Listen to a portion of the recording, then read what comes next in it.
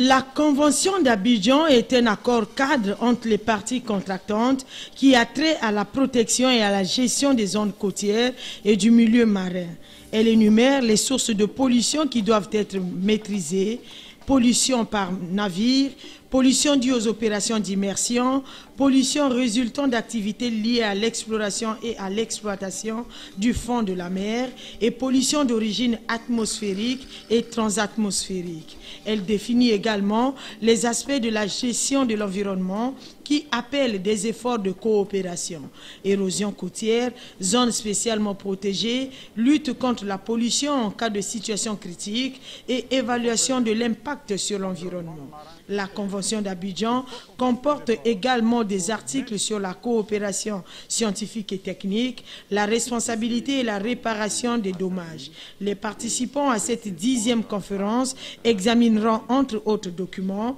le protocole additionnel à la Convention d'Abidjan, la note technique sur l'importance des mangroves et les dispositions prises pour leur conservation le long de la façade atlantique Afrique, le projet de rapport sur l'hébergement du Centre régional pour la coopération en cas d'urgence, le rapport de la 9e réunion des parties contractantes à la Convention d'Abidjan. La liste des documents est longue, d'autant plus qu'on y compte 3 grands écosystèmes marins, à savoir l'écosystème marin du courant des Canaries, de la Mauritanie jusqu'en Guinée, l'écosystème marin du courant de Guinée, de la Guinée jusqu'en Angola, et l'écosystème marin du courant de Benguela, de l'Angola jusqu'en Afrique du Sud. Ces écosystèmes comprennent des lagunes et des deltas, des terres humides, des mangroves et des austères qui regorgent plusieurs richesses: le pétrole, le gaz, les potasses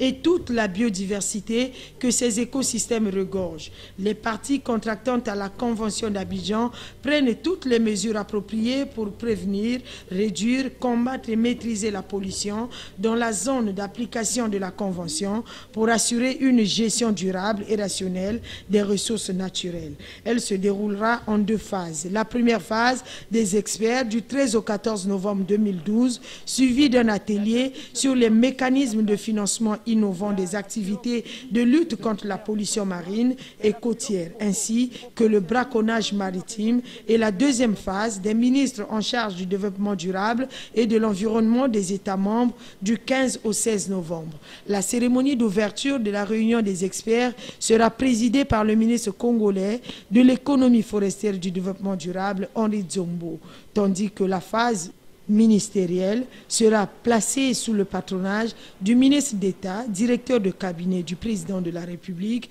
Firmin Aïssa.